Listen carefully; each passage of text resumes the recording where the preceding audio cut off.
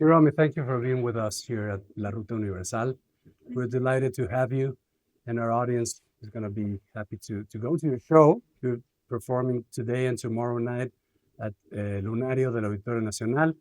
Two very special shows. Please tell us about your childhood, your household. What kind of music did you hear when you were growing up in Tokyo?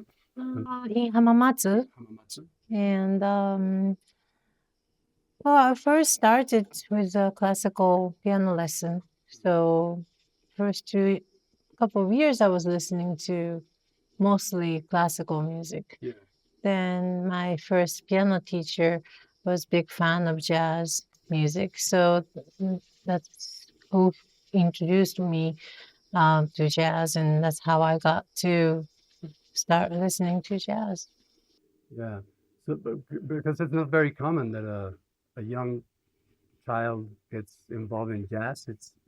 I mean, your family listen to that kind of music usually, or No, my family, my teacher did. So, I was really fortunate to have the teacher who just, open to all kinds of music. And she was somebody who listened to, you know, Errol Garner, Oscar Peterson, to Jackson 5, yeah. Al Jarreau. She was just open to all kinds of music.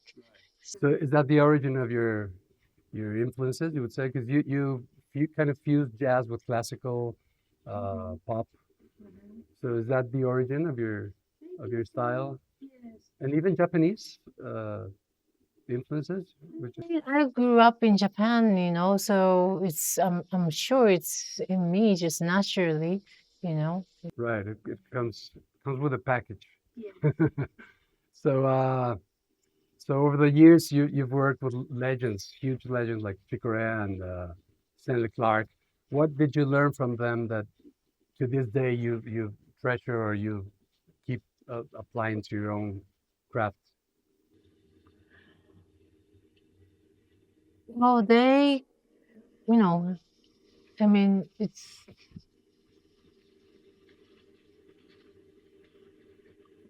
most important lesson that I probably learned. I mean, there's so much, but I would say curiosity. That they always very curious about what's going on in music. You mean in the world, like being open to listen to different kinds of? Even though they have such a legacy, Yeah. they're always looking for things ahead, just looking for something they are going to do now. And I think every artist that I admire all have that element to it. To always be searching and being open to experiment and all that, like a young child, right? To not lose that how do I call it? That surprise factor. Yes, and everybody has different way to show that and to cook with that element, but they all have it. Some are a little more serious, some are more, you know, Yeah, more technical. I mean, uh huh. extreme, but they're all curious and always looking for something new and yeah. So can you tell us, in terms of songwriting, what's your process? I mean, is it more technical or more emotional? Because you're an amazing pianist. Uh, how do you do? I mean, do you feel a song, or you kind of just get into it technically, and then you go to the emotion, or what's your process usually? Well, emotion without an emotion, there is no music. Right. I mean, that's like the birth of music, Yeah. When we think of jazz, it's like we all think of a very technical thing, but it's really very loose and very emotional, right?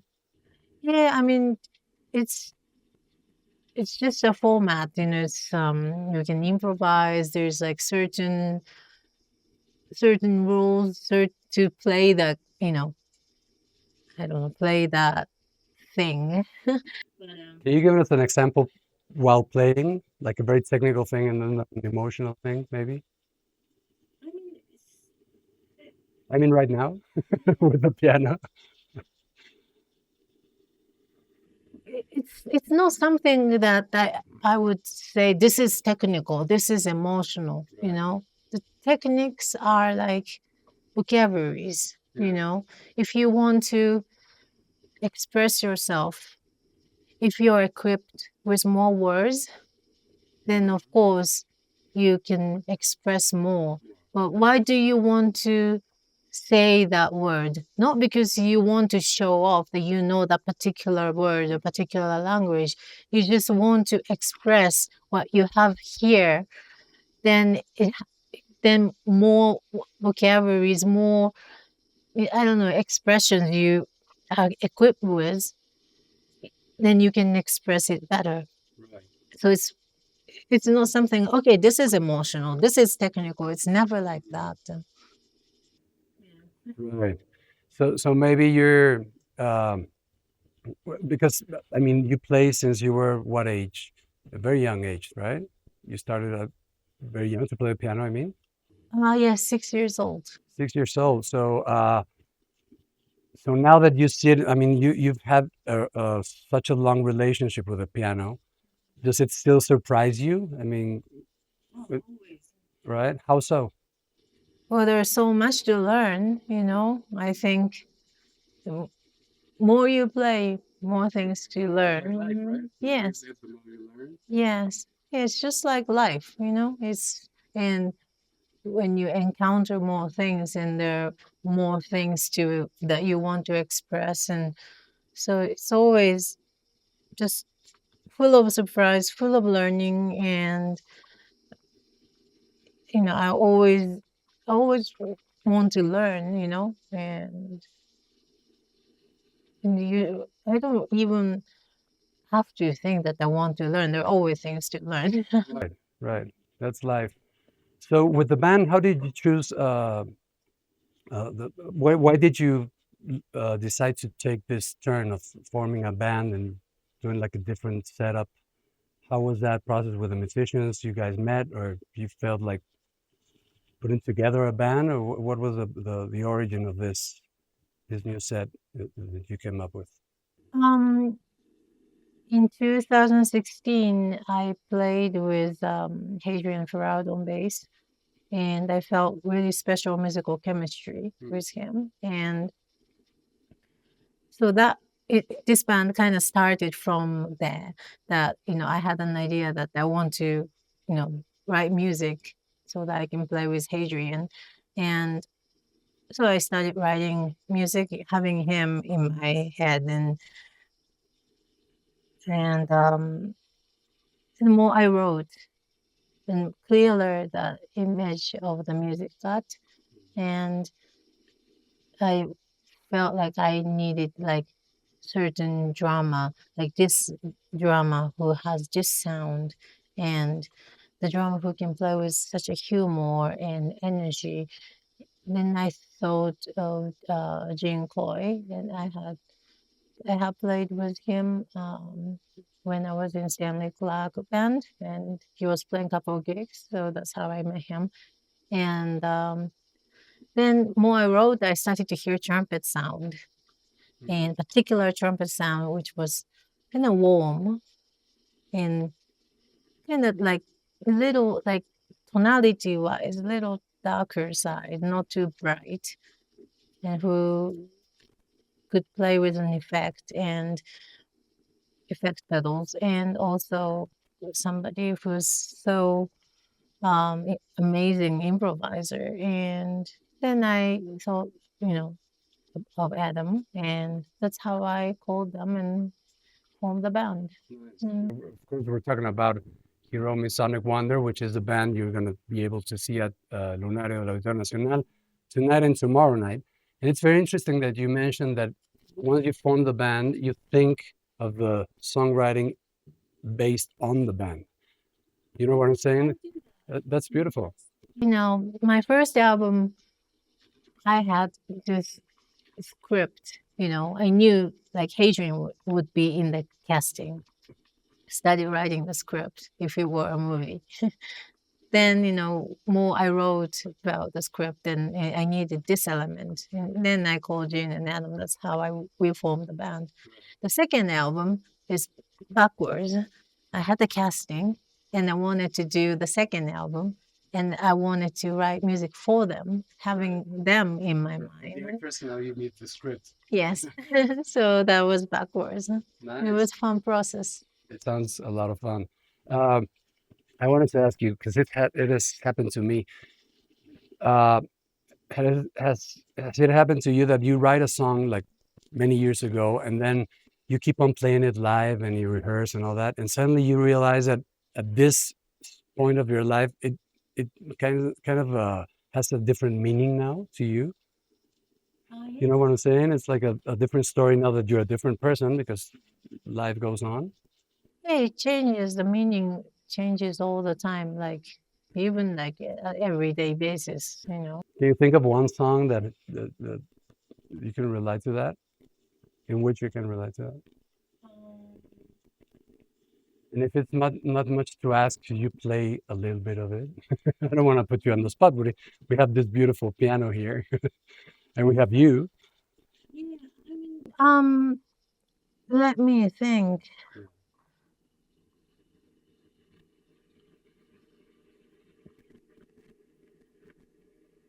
Like back in 2004, I wrote this piece called Green Tea Farm, reminiscing my hometown and my family. It's a very simple song.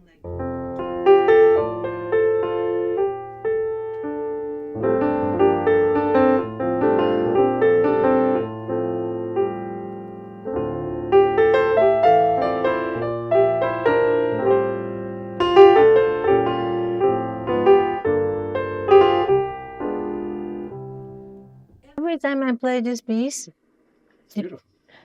depends on how my parents are. If I've recently been to my hometown, Hamamatsu, which is actually exactly the same place where this piano is made. Really? Oh, nice. That's a beautiful coincidence. Well, we knew about that, right? This was all planned, of course. Oh, nice. It changes. If I haven't seen them for a while, then I miss them even more. Or if I have them in the audience, I would play for them. And if I'm playing in my hometown, that's different. It's just many, many things. And it reminds you of yourself at that time, right? Like with like maybe a nostalgic feeling or something. It's interesting how music works in your own mind, right? Over the years. It's beautiful. It's a beautiful piece. It's simple, but it's beautiful. Well, not that simple.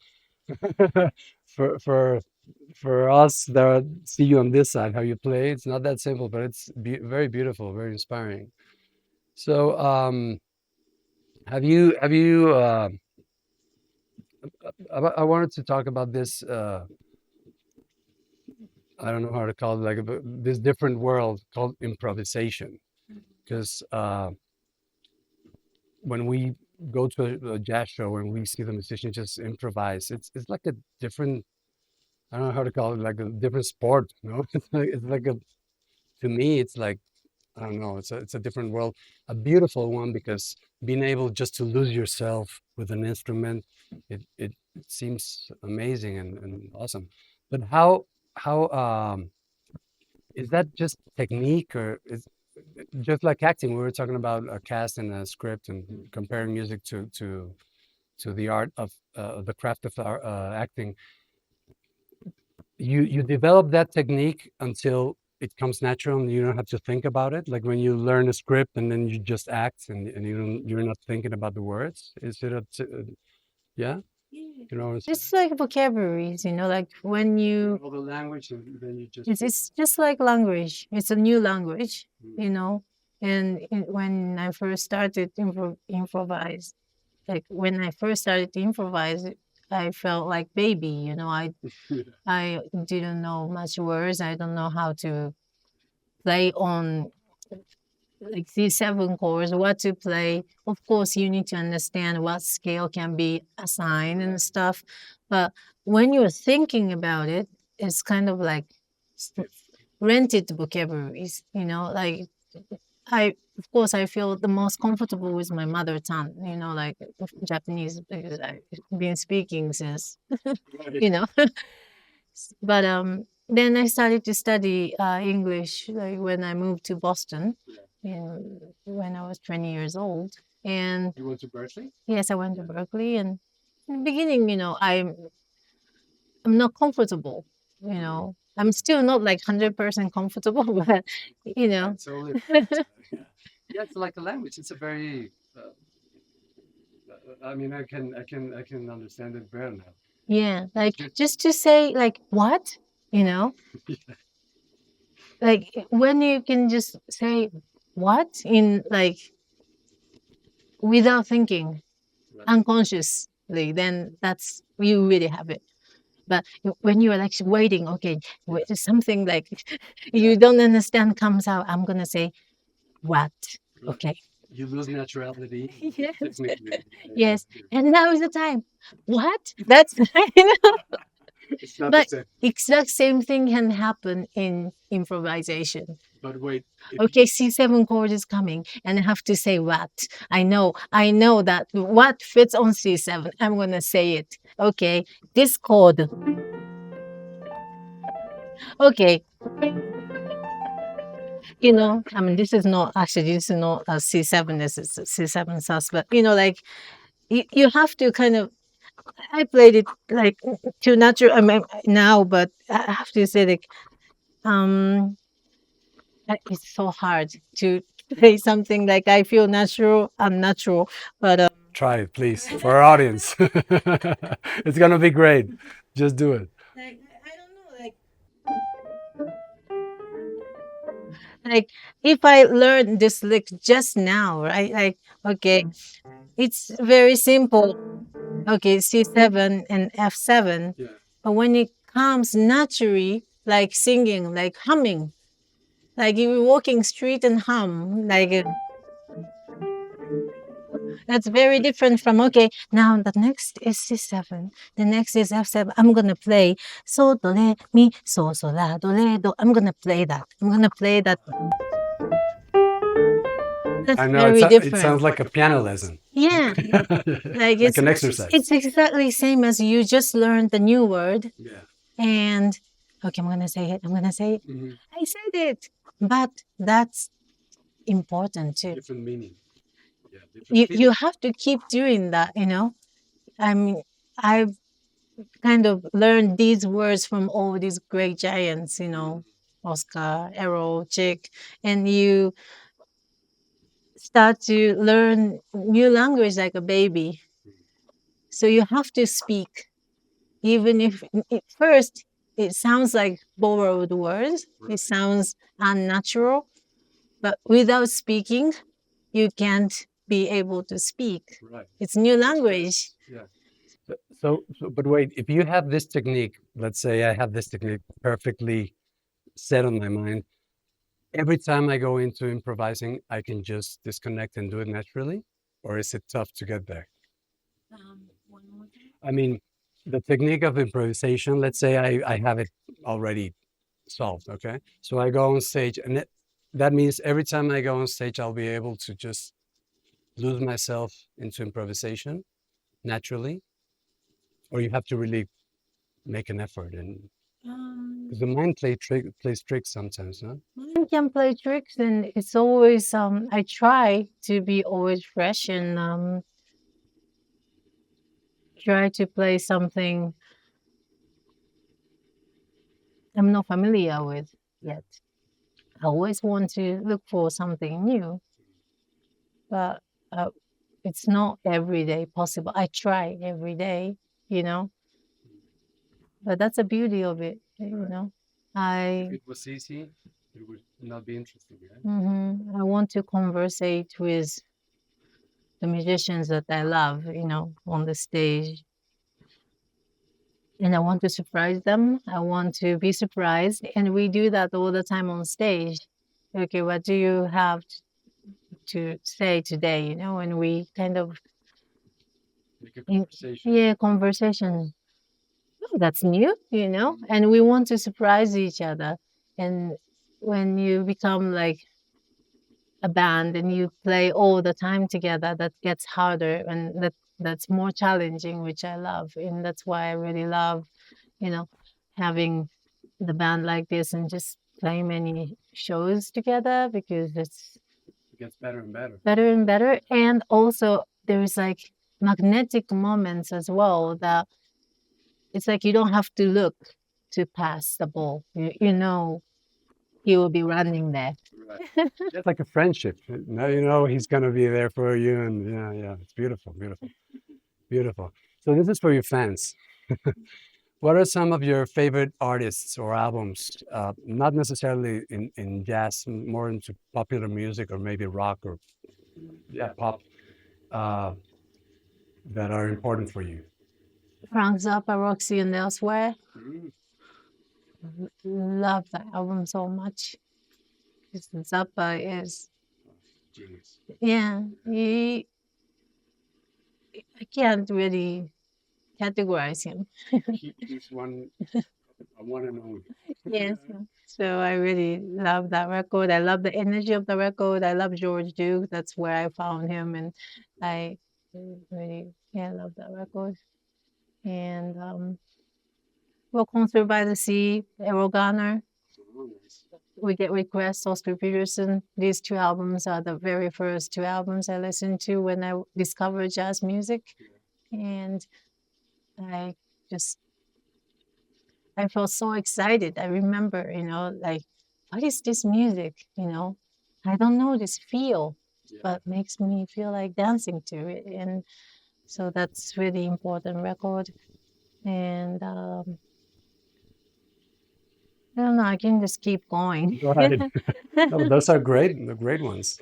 So can you please tell us, and you have to think this wisely because we're going to play these three songs in the show. Can you tell us three songs that are special for you, or just that maybe you love it, or right now you're listening to, I don't know, there's three songs that you love that are important for you right now. We're going to play them. Oh, okay. So that's not something from me. No, from any artist. Oh. Okay. Oh, okay. Can be rock, pop, whatever you want. That's so hard, but There's so many, right? yeah, there are so many. Three songs. Well, I mean, Inca Rose by Frank Zappa. Okay, Yeah, we'll play that one. yeah, Roxy Proxy record. I love that. And the George Duke's keyboard intro is amazing. Okay. And the third one, let's make the third one rock. Any classic rock you like? Led Zeppelin, Rolling Stones, Beatles, The Who. Yeah, Quadrophenia. I love Quadrophenia by The Who. Good choices. But I don't know which track to choose though. It's just beautiful as an album, and it's hard to. You want us to choose it for you? Okay, we'll do that. It's like an album art piece, I know, yeah. It's a complete work of art. We'll choose it for you. Thank you. My last question. What would you tell, or what advice could you give an aspiring musician right now who wants to be successful and just do his craft his own way? Sorry, I just thought I only said two, but it's okay. I said Zappa and The Who. But I didn't say the third. Oh, that's third the one. third one. Sorry. If it's two, is good enough. No. Three is better. Do you have a third one? Glenn Gould's Goldberg Variations. Okay. Yeah. Great. Classic. Super intense, I would say. Nice. I watched his documentary, and it even added that intensity to the album. So, I mean, you can just play the first track of the It's All Beautiful, All right, we'll do that. And we'll mention it, so for the fans are going to be very happy to know that those are special songs for you. And we'll play them and we'll cheer it with you. So what would you tell an aspiring musician like a new artist wants to be successful and still be faithful to his own art, what would you tell him? I just say don't be scared and just play and just because if you don't speak, you can't. Hear you. No one will hear you, and I always feel like there are things you can only learn on stage, Yeah. only learn during action in front of people. And there are things you can only learn in practice room. And these two things are completely different and you need both. So, I need my time in my room just with the piano as much as I need the time on stage learning on the spot. So I think playing out there is so important that learn you can learn so much of yourself objectively when you play in front of people. So it doesn't matter if you don't really have that many shows. It doesn't have to be like a show show. Whenever when I was just starting, I would gather friends, like family, and I still play for them. It's always good to play for someone to give you objective view of yourself, your songs, how you play. So yeah, highly recommend it. That's great advice. Thank you so much, Hiromi. Thank you for being on La Ruta Universal. Thank you to our audience. Good luck with the shows. We're going to be there tonight, there with you, and we're looking forward to it. And I hope everybody will enjoy the show. I'm sure they will enjoy it very much. Hiromi with her band now, Hiromi's Sonic Wonder will be tonight and tomorrow night playing for you guys at the Lunario del Auditorio Nacional. So thank you so much for your time. Can you play us a small piece Yes, of course. to end the interview, please? Of course. Thank you so much.